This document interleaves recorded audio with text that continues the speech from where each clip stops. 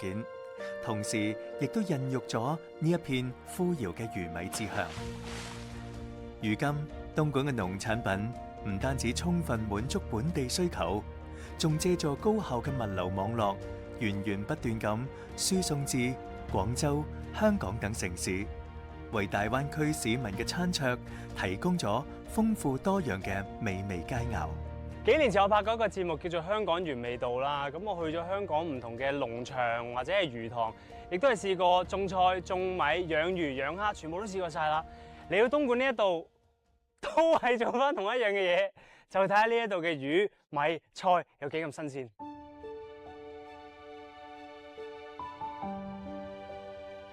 企咁高啊？係啊，想唔想嚟睇下？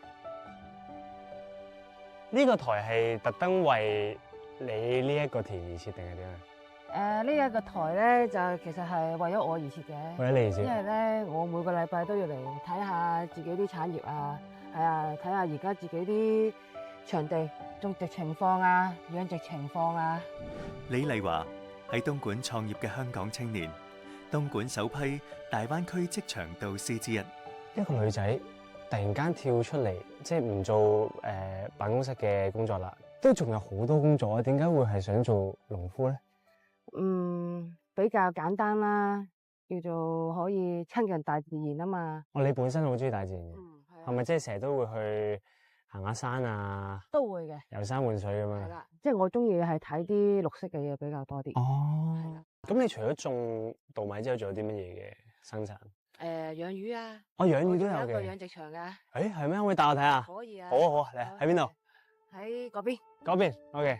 李麗華嘅農場唔單止有風吹稻浪嘅好風景，魚塘中更係水美魚肥。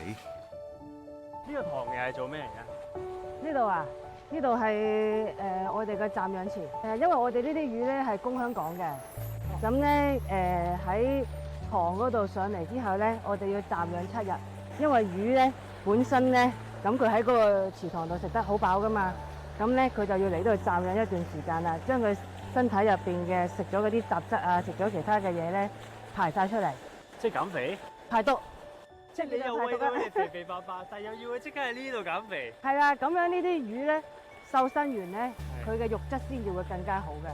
李麗華嘅農場事業發展迅速，除咗源於佢對呢份工作嘅熱愛之外，更加因為佢始終堅持對品質嘅嚴格要求。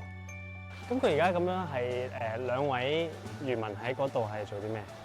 佢哋啊，佢哋要睇下啲魚嗰個情況咯，睇下而家嗰個重量啊，同埋睇下佢活唔活躍咯。嗱，你見到咪跳上嚟嘅？係啊，就好活躍啦係。啦，跳咗上嚟嘅魚咧係最好食嘅，因為佢生猛。生猛啊係啊。咁我哋每日都要去檢查一下個魚個情況嘅。為咗減少污染，李麗華堅持採用茶壺為魚塘定期咁殺菌消毒。茶壺能夠自行分解，無毒性殘存，魚類誤食啊都唔會有藥物殘留噶。係嘛？哇！仲話自己贏落水，仲話自己贏落水，落水，咁唔使啦，都濕嘅。今日真係拖我落水我，得唔得？得唔得？得，肯定得㗎，冇話唔得㗎。邁向成功嘅道路，梗係一步一步咁樣行出嚟㗎啦。喂，但係深唔深㗎下面？唔係好深呀？唔係好深。快啲啊！誒，仲要俾人吹添，你睇我幾渣。呢塘魚啲魚肯定肥肥白白啦，又你咁闊白。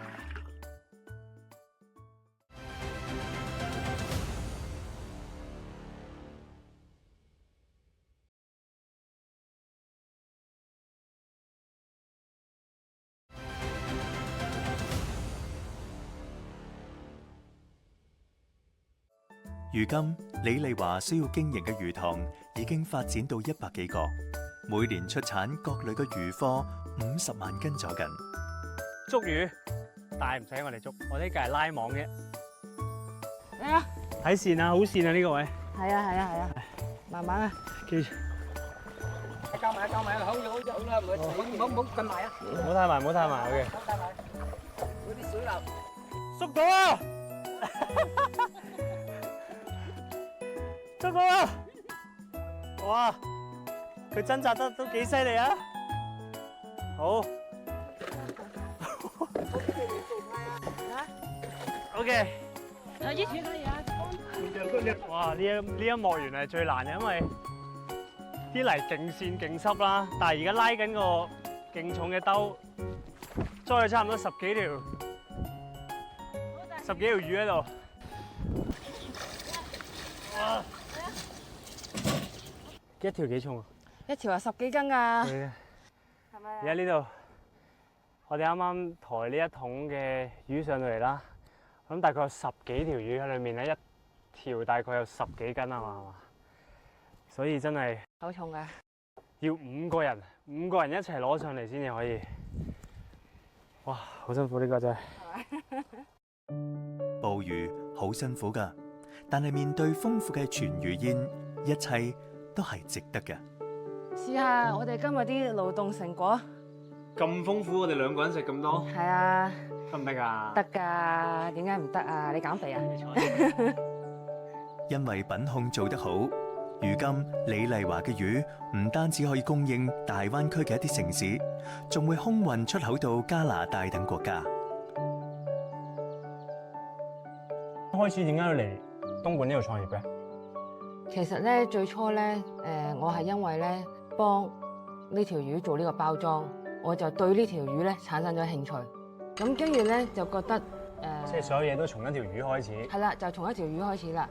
即係咧，點解呢條魚可以咁樣包裝去出口同埋去供港咧？咁我覺得就好特別啦。我就開始咧點樣去養好呢條魚啦嚇。咁慢慢一步一腳印，我就將呢個事業咧做大咗。